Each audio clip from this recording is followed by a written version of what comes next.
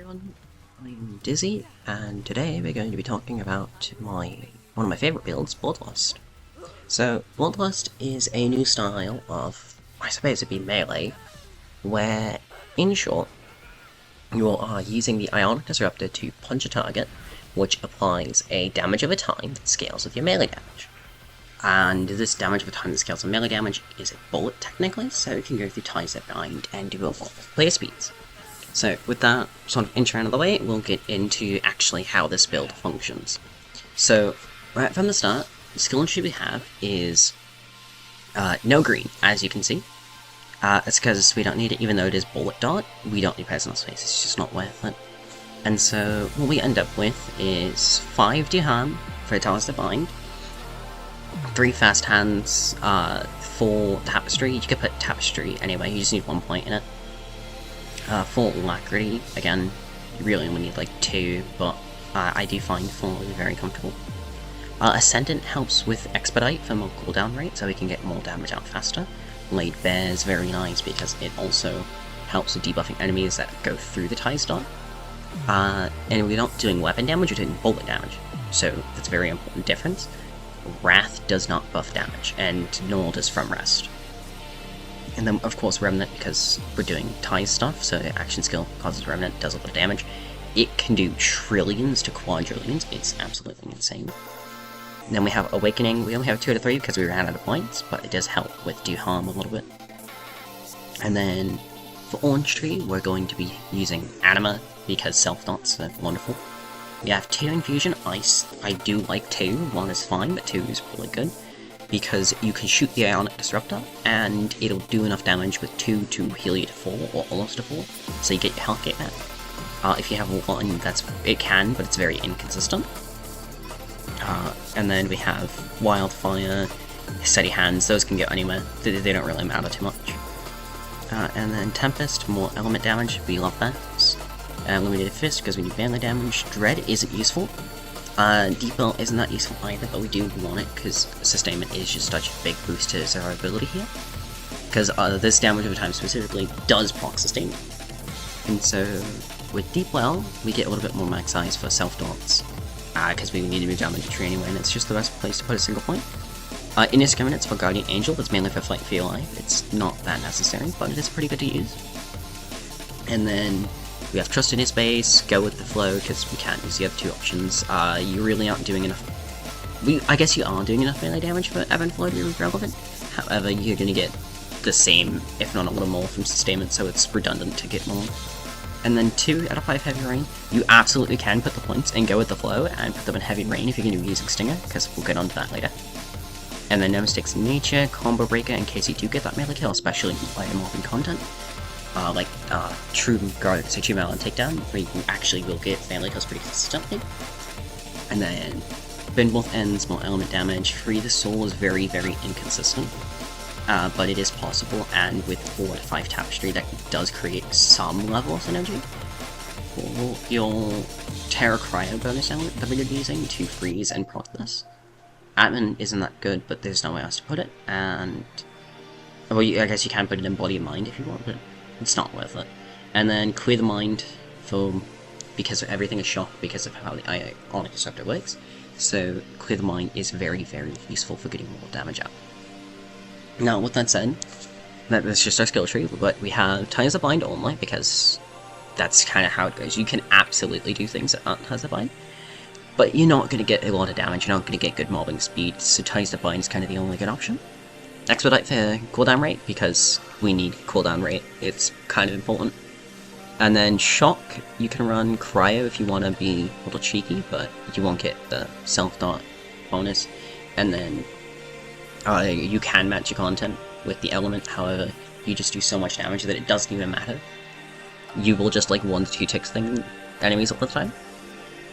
And then, as I said, Alacrity, Free the Soul, and Tapestry aren't needed. Admin as well, you can kind of put them wherever. And then, so for the guns, Ionic Disruptor. I love this gun. Ionic Disruptor, we're going to be running 150 over 90 / High Health Breaker. And since this build revolves around it, let's get into exactly what this is doing, because this is the whole center point of the build.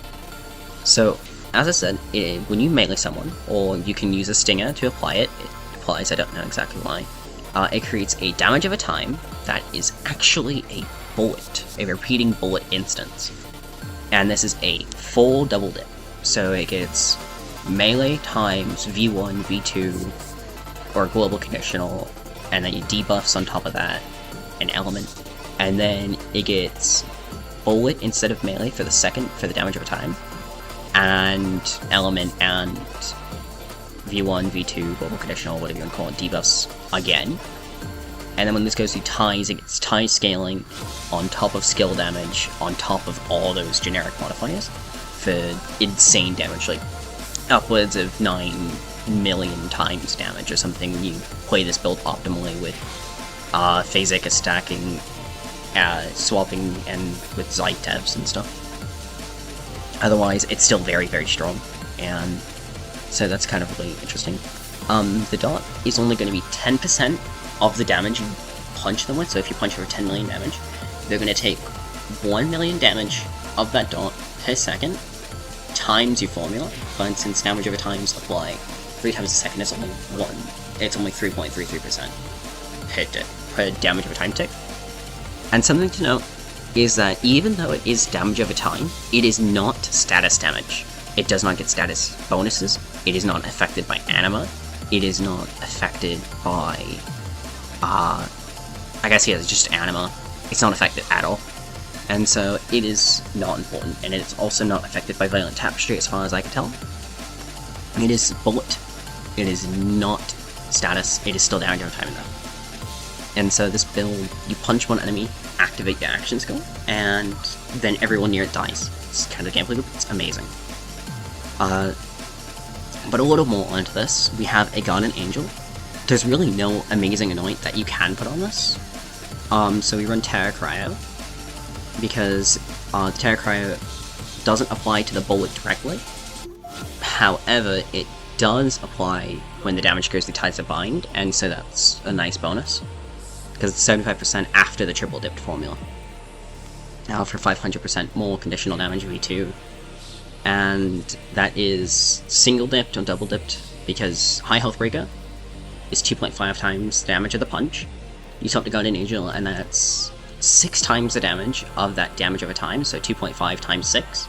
So now that through Ties that Bind again, that is 2.5 times 6 times 6, which is a very, very, very strong bonus. And so that's why we run Guardian Angel. You punch it, you swap to it, way more damage, way more clear speed. And it is also a really, really good fight for your life option, as I mentioned with Indiscriminate. You shoot it, and you get a bunch of ground breaker, and you can punch an enemy and potentially kill them. And then, as I said, Terra Cryo procs to the chains. This is really good when it happens, which is mainly going to happen to raid bosses, because the times that this actually does make a difference is when you're just ramping up your damage, and when you are fighting things that have enough HP to survive, because this build is absolutely insane. It has done 500,000 times True Guardian Takedown. Like 500,000 times the enemy HP, so instead of Mayhem 10 being only 100 times, now it's 500 times, say 500,000 times 100. So the enemies are just ridiculous at high HP, and this build still performs at that level. And it's just amazing. And then, well, the self-dot gun, the third gun in your cycle, we have 4, 5 technically, but 4. And so we have the self-dot gun. I prefer Insider because this is Golden Rule. However, you can use something like the Roizen's Thorns. You can use something like the Sellout, or just anything you like. You can also use grenades. You could throw a grenade at your feet, and like a shot grenade, like an EMP or something, and get that self-dot. However, you don't have to unless you're really, really optimizing, and it just creates an unfun gameplay loop when you do try to use a grenade for it. But it is an option, so I do like to mention it. And the reason we self-dot is for 2 reasons. Elemental Projector, and then with our Terra Cryo bonus element, it gives us the access to burn both ends to proc by damaging ourselves. For over 200% element damage that gets hit in the formula 2 to 3 times per enemy. So this isn't just like a small bonus, this is absolutely gigantic. and it's just an amazing thing to have as a bonus. Over 200% element. And then also the self-dot helps with golden rule for action skill cooldown rate. Self-dotting on Amara is so important. And so we have it for 3 different reasons. And then the final thing that you're going to want as a gun, you don't have to for this one. You can skip Tear altogether, but I find Tear to be much stronger, so I'm going to talk about it. But Face Puncher with melee generate Tear, and this is just to build Tear for Tear Cryo and Tear damage fire rate. This also allows you to apply Groundbreaker, and if you do run a static charge, you can get combo breaker procs with this, which is really nice for even more action skill cooldown rate during your downtime if you don't want to punch things or you want to shoot like Death Spears, or Sarahs that you just can't get to. Face Puncher is really nice and helpful for that. And then onto the grenade, you are going to want to use any grenade you want, but some really good notable ones are Fish Slap, because it's the Fish Slap, it's just the most overpowered thing in the game. Any Singularity Grenade that you like, because you could pull them into the area of Ties of Bind, because you punch an enemy, and then you grab the enemy, and then every enemy near them dies. But because everything near them dies, you don't get any more damage out of that. But if you use a Singularity, you can pull them in, and generally that target that you punched initially, if they don't die immediately, they will not die to the damage over time, even though sometimes they do if they're weaker. But most of the time, you don't have to worry about that. You can just use Groundbreaker with the Face Puncher to kill them, or stand near them, and Remnant will do its job. So Singularity Grenades are very, very good, because it just makes everything near the Ties that Bind get pulled in, and do more damage. This is also why you can run Allure, even though I don't like running Allure, because Expedite is just better. And then your Anoint is going to be Tear Damage Fire Rate. I didn't mention that for the Face Puncher, but it is 35% more global damage, which is hit with every single damage instance you do. Every single one gets this bonus, and it's multiplicative with everything but Victory Rush. And then for shields, you have some options, but the one I do like the most is Action Skill and Cooldown Rate. You can run Action Skill and bonus elements, or whatever, but they won't really matter too much. There's really no good shield annoying, but Action Skill and Cooldown Rate is very good. And then you can run a triple Roid shield, like a purple one, or a ward. Low level is very good, if anointed, so like level 35 I think it's the lowest you can get that. But you want the melee damage bonus, it's 300% on top of everything. And then the alternative here is Revolter.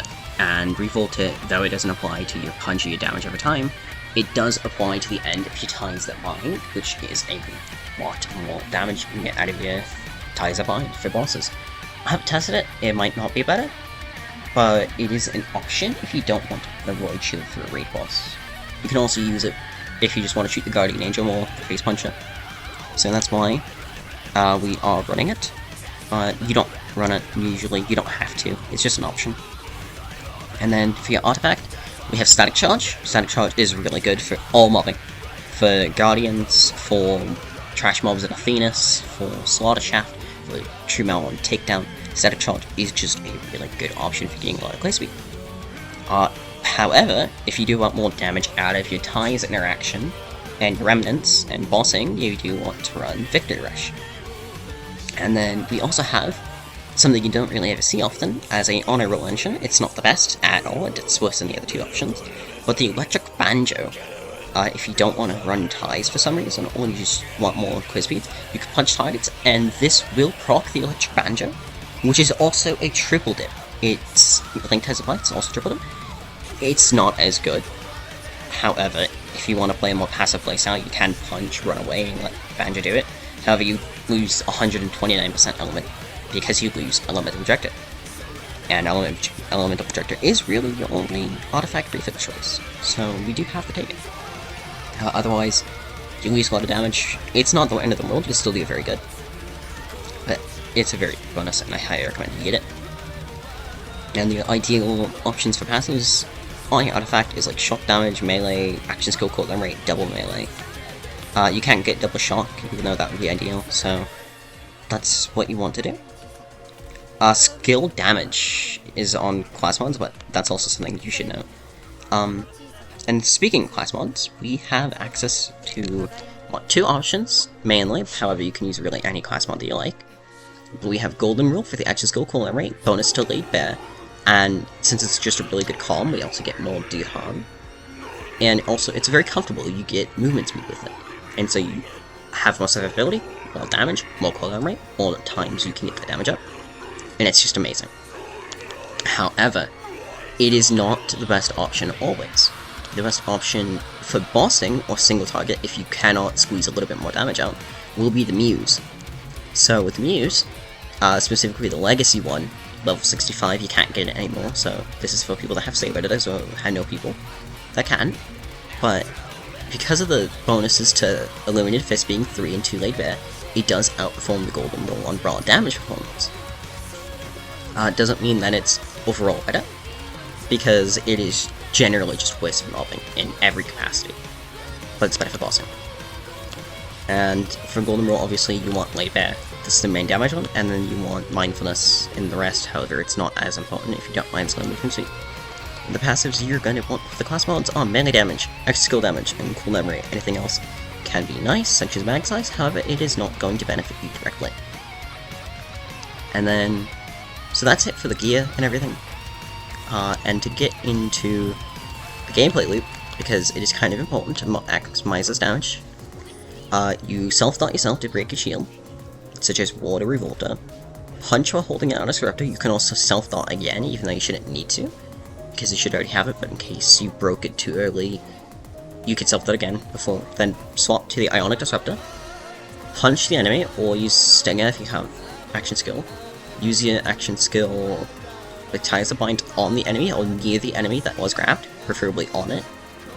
And swap to the Guardian Angel for all that damage. You want to grab one of the weaker targets to kill bigger targets. If you have a Manta next to like 4 Manticores, you're going to want to punch the Manta and grab that Manta because it'll kill the bigger targets. However, it's not all too relevant. You can punch a Manticore and grab a Manticore and it'll kill everything still. It's just ideally that's what you want to do, because it gives you a tiny bit more performance, more close speed, and consistency. The chains, however, are strong enough to take on anything. Generally lower end, however, it's just any raid boss, really. These chains are disgusting. And so you won't need to worry about the enemy HP, as I mentioned, if you can grab the Manticore or the Manta in that situation. You don't have to worry about that all too much. That's just a tiny optimization. It could take on raid bosses. It could take on enemies with quadrillions of HP. This enemy builds scales the more targets you punch or hit with Stinger. It doesn't care, it just does damage. And so, with ID, Ionic Disrupt and ID, you can grab them, and they die. However, ID does make every single instance of melee damage into shock that we are doing. Except maybe Face Puncher. You can't even do it with Face Puncher, but I haven't tested with swapping. But it makes all the instances of damage you're going to be doing with melee as shock. And so if you encounter a shock immune heavyweight, what are your options? And you have 2 main options. Well, 3 I guess.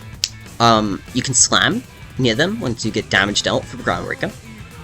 You can grab an enemy near them and punch them with Ties of Bind, and Terra Cryo will go through and kill the target. Or you can swap the element of your action skill and do Ties of Bind that way. All 3 of them very good options. However, you will want to generally use Groundbreaker. It's a little faster, it's a little more fluid. Just slam, don't punch. If you punch, you will do no damage. And if you do no damage on your melee, you will not apply Groundbreaker. That's the condition Groundbreaker has. It works for literally everything. Raid boss is super heavyweight badasses, 100 times HP if you give them for some reason.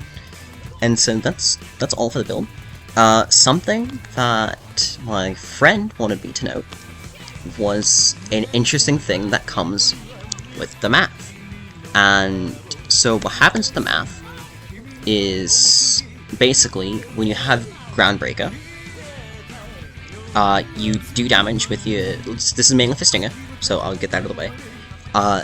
You activate Stinger, and all the targets get dotted.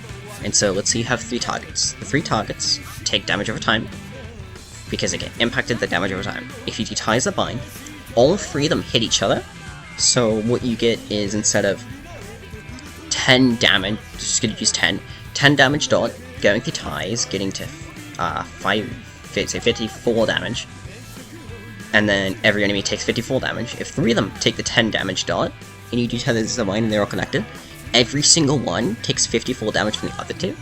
So instead of 54 damage per target, they're now taking 104 damage per target.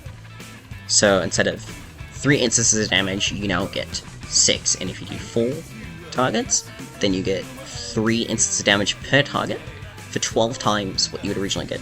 I believe the formula comes down to damage times n-1 or something. I'm not exactly sure what it was, I can't remember off the top of my head. However, I do know that if you then take all this damage that you're building up and Groundbreaker, you get even more damage on the stack on top, because Groundbreaker is also a double dip, it's just not shot. But you get all that formula on top of that, and then apply the Groundbreaker to all the enemies in that range, and if you hit those 4 enemies, you get damage times 1 minus n, times n, and then times enemies that you hit with Groundbreaker, which can also be n. So you get damage times n squared, it's like it's damage times n amount of enemies squared, times damage of enemies minus 1. That is an insane amount, and as you approach more and more enemies, this approaches infinity. And it's absolutely absurd how much damage this does, because that minus 1 after a certain number of enemies doesn't matter anymore.